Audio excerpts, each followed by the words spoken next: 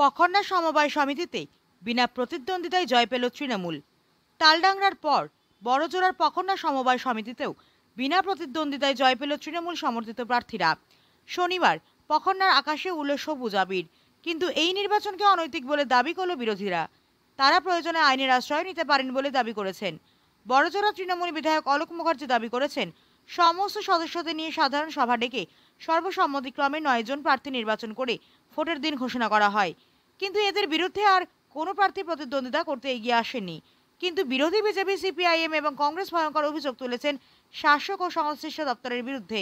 শনিবার বাঁকুড়ার বড়জোড়ার ব্লকের পখন্না সমবায় সমিতির নির্বাচন ছিল, কিন্তু তৃণমূল সমর্থিত 9 জন প্রার্থী ছাড়া বিজেপি বা সিপিআইএম কোনো প্রার্থী দেয়নি। স্বাভাবিকভাবেই বিনা প্রতিদ্বন্দ্বিতায় জয়লাভ করেছে তৃণমূল। বিজয়ী ঘোষণার পরেই সবুজ আবিরের পখন্নার আকাশ ঠেকে যায়। ব্যান্ড পার্টি নিয়ে বিজয় মিছিল বের করেন শাসক দলের নেতারা। মিছিলে নেতৃত্ব দেন বিধায়ক অলোক মুখার্জি ও ব্লক সভাপতি কালিদাস মুখার্জি। তাদের দাবি 9টি আসনের মধ্যে একটি আসনেও প্রার্থী দিতে পারেনি রাম বাম জোট। স্বাভাবিকভাবেই তৃণমূল কংগ্রেস কর্মীদের মধ্যে জয়ের উচ্ছ্বাস। এদিকে বিজেপির বিষ্ণুপুর সাংগঠনিক জেলা সভাপতি সুজিত অগস্তির অভিযোগ করে বলেন, রাতের অন্ধকারে যে নির্বাচন করা যায় এই রাজ্যে তৃণমূল ক্ষমতায় না আসলে জানতেই পারতাম না। তিনি আরও বলেন, নির্বাচনের কোনো নোটিফিকেশন বা বিজ্ঞপ্তি প্রকাশ করেনি সমবায় দফতর। শুক্রবার রাত পর্যন্ত কেউ জানে না শনিবার ভোট, কিন্তু তৃণমূলের মাথাদের মোবাইলেই বিজ্ঞপ্তি ঘুরছে।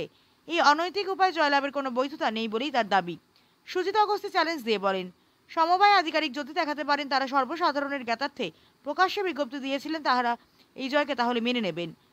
তার দাবি, এখানে ভোট হলে তৃণমূল হারবে। অন্যদিকে সিপিআইএম এর বড়জোড়ার এরিয়া কমিটির সম্পাদক সুজয় চৌধুরী বলেন, গোটা পখন্নার মানুষ হাসছেন এই সমবায়ের প্রহসন দেখে। এই নির্বাচনের কোনো বিজ্ঞপ্তি প্রকাশ করা হয়নি। তিনি বলেন, 2013, 2018, 2023 পঞ্চায়েত নির্বাচন হতে দেয়নি, অথচ তৃণমূল জামানায় বাকি যতগুলো বিধানসভা ও লোকসভা নির্বাচন হয়েছে পখন্না অঞ্চলে সবকটিতেই বিরোধীরা জিতছে।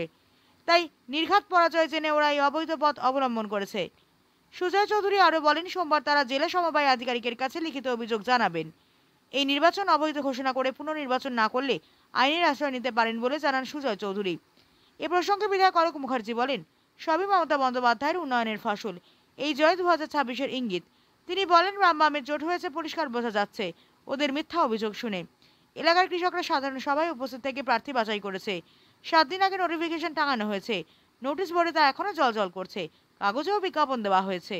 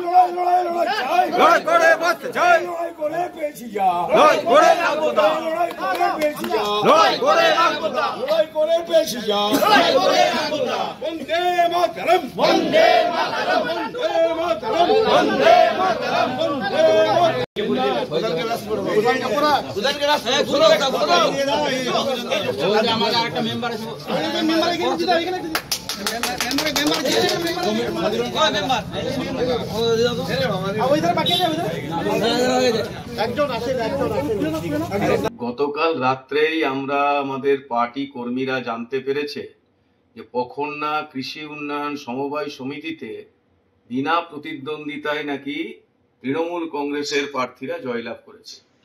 পখন্নার সমস্ত মানুষ এতে হাসাহাসি করছে। কেউ জানে না কখন নমিনেশন হলো, যারা সমবায়ী দীর্ঘদিন ধরে আছে তারা কোনো নোটিশ পায়নি, চিঠি পায়নি। সমবায়ে প্রতিদিন পার্টি কর্মীরা নেতৃত্বরা গেছেন জানার জন্য, কিন্তু কোনো নোটিশ তারা দেখতে পায়নি। হঠাৎ করে কালকে ঘোষণা করে দেওয়া হলো যে বিনা প্রতিদ্বন্দ্বিতায় নাকি জয়লাভ করেছে।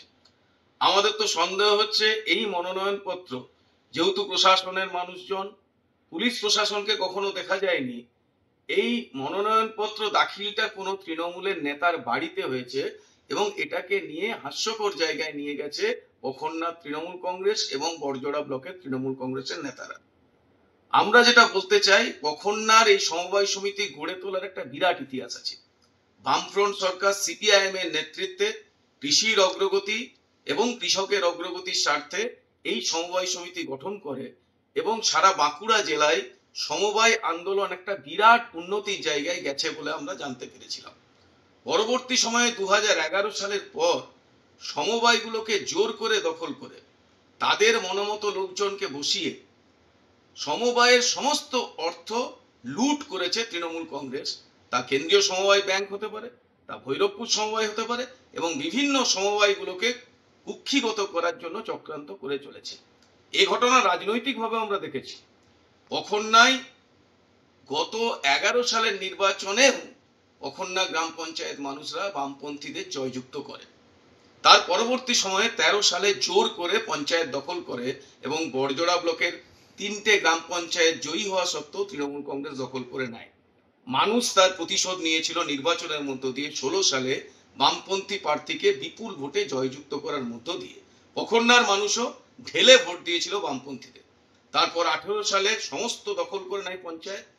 পরবর্তী সময়ে পঞ্চায়েতে বাদে সমস্ত নির্বাচনগুলোতে তৃণমূল কংগ্রেস পরাজিত হয় তৃণমূল বিরোধী শক্তির হাতে। স্বাভাবিকভাবেই পখরনার মানুষকে ভয় খাচ্ছে তৃণমূল কংগ্রেস। সমবায় নির্বাচন যদি সঠিকভাবে হতো, যদি নোটিশ জারি করতো, মনোনয়নপত্র দাখিল হতো, তাহলে শোচনীয় পরাজিত হতো তৃণমূল কংগ্রেস। এরকম বিজয় মিছিলের নাম করে মানুষের মধ্যে নাটক সৃষ্টি করার যা চেষ্টা করলো, তাতে পখরনার মানুষের কাছে আরো বেশি ঘৃণিত হলো তৃণমূল কংগ্রেস। আমরা বলতে চাই, সমবায় নির্বাচনটাকে গোপনে সারার চেষ্টা করছে। আবার কোথাও যখন আমরা জানতে পাচ্ছি চুনপোড়া সমবায়ে ঘুটগড়িয়া কৃষি উন্নয়ন সমিতিতে আমরা কালকে জানতে পেরেছি যে 14-15 গোপনে করে দেওয়ার চেষ্টা করছিল। আমরা নমিনেশন দেওয়ার চেষ্টা করব, যেখানে আমরা নমিনেশন দিতে যাব সেখানেই আমরা জয়লাভ করব দিতে পারলে। সেজন্য জোর করে মনোনয়নপত্র দাখিলকে আটকানোর চেষ্টা করছে গুন্ডা এবং পুলিশ বাহিনী দিয়ে। যেখানে সেটাও পারছে না সেখানে গোপনে সেরে ফেলছে প্রশাসনকে সাথে নিয়ে।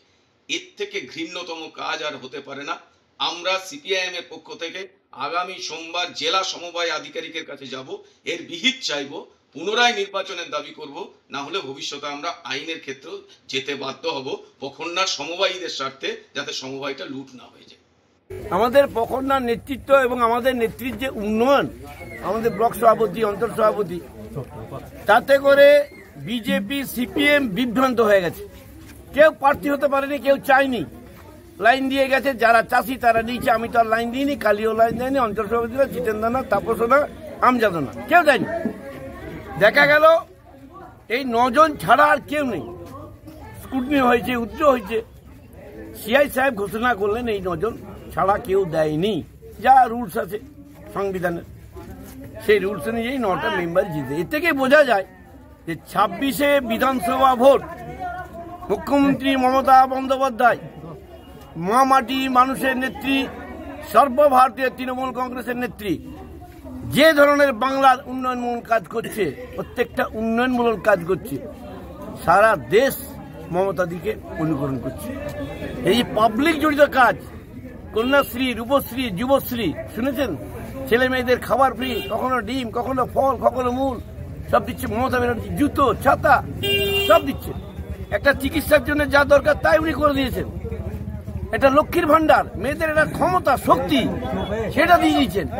এইরকম ধরনের চাষিদের যে সুযোগ, 12,000 টাকা বছরে, যার যেমন জমি আছে সেই 5,000, 7,000, 12,000 চাষিদের হাতে তুলে দিচ্ছেন। কখনো বীজ, কখনো সার বিনা পয়সায় তুলে দিচ্ছেন। এই উন্নয়নের নেত্রী মমতা বন্দ্যোপাধ্যায়। কাজেই 2024 যেই প্রার্থী হোক, মমতাদির ছবি, আমাদের অভিষেক বন্দ্যোপাধ্যায় সেনাপতি, তার নেতৃত্বে জিতবো, তার ইঙ্গিত কিন্তু এই সমবায় দিয়ে দেবে, সারা বাংলায় দিয়ে দিচ্ছে। সবাই ভালো থাকবে। সমবায় সমিতির এই নির্বাচন কি প্রত্যেকটা জায়গাতেই হচ্ছে? সমস্ত জায়গায় গভর্নমেন্ট রুল বেঁধে দিয়েছে, তার বক্তব্য রেখে দিয়েছেন। এই তারিখে নমিনেশন 2 দিন থাকবে, এই তারিখে উইথড্র 1 দিন কি 2 দিন থাকবে, ফাইনাল হচ্ছে স্কুটনি। কখনো সমবায় সমিতিতে বিরোধিতা ভয় দাঁড়ায়নি বললেন? না, বিরোধী দেখুন, ডাকুন, আমাদের সামনাসামনি করুন। কি দরকার? যদি 2টো সিট ওরা পায় আমাদের আপত্তি কি? মমতা ব্যানার্জি তো ভাতা সবাইকে দিচ্ছেন, না তৃণমূলকে দিচ্ছেন? মমতা ব্যানার্জি কন্যাশ্রী, রূপশ্রী, যুবশ্রী তো সব মানুষের মধ্যে দিচ্ছেন, শুধু তৃণমূলকে দিচ্ছেন কি? দিলীপ ঘোষ তার পরিবারও পাচ্ছে, যারা লড়ছে তারাও পাচ্ছে, যারা মমতাদের গাল দিচ্ছে তারাও পাচ্ছে।